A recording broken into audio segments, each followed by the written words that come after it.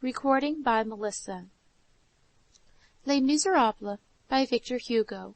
Book 1. A Just Man. Chapter 5. Monsieur Bienvenu made his cassocks last too long. The private life of Monsieur Myriel was filled with the same thoughts as his public life.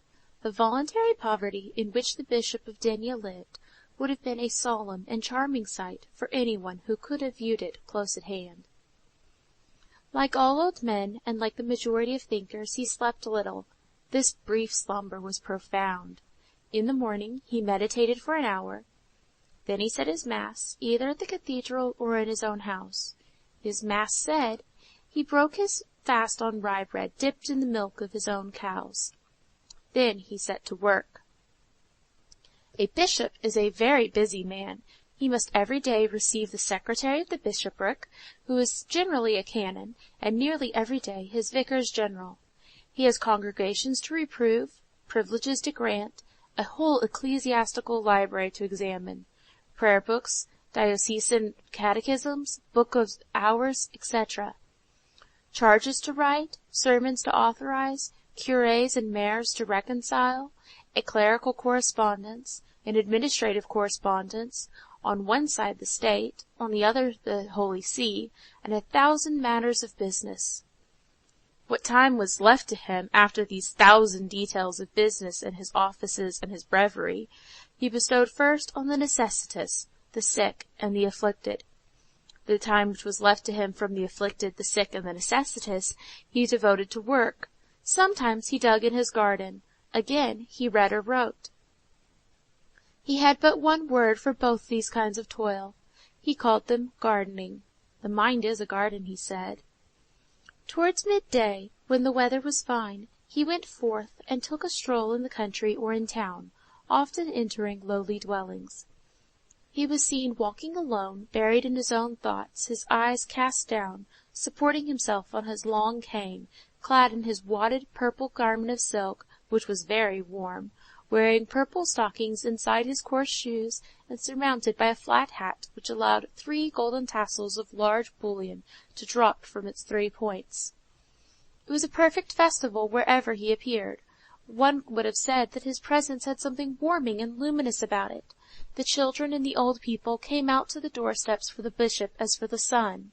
He bestowed his blessing, and they blessed him. They pointed out his house to anyone who was in need of anything. Here and there he halted, accosted the little boys and girls, and smiled upon the mothers. He visited the poor so long as he had any money. When he no longer had any, he visited the rich. As he made his cassocks last a long while, and did not wish to have it noticed, he never went out in the town without his wadded purple cloak. This inconvenienced him somewhat in summer. On his return he dined. The dinner resembled his breakfast. At 8:30 in the evening he supped with his sister, Madame Magloire standing behind them and serving them at table. Nothing could be more frugal than this repast. If, however, the bishop had one of his cures to supper, Madame Magloire took advantage of the opportunity to serve Monseigneur with some excellent fish from the lake or with some fine game from the mountains. Every cure furnished the pretext for a good meal. The bishop did not interfere.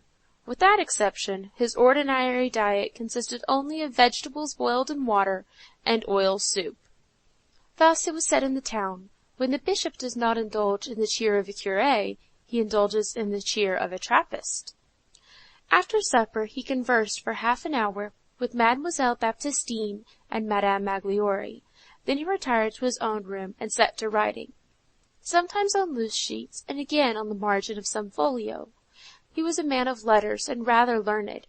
He had left behind him 5 or 6 very curious manuscripts, among them a dissertation on this verse in Genesis.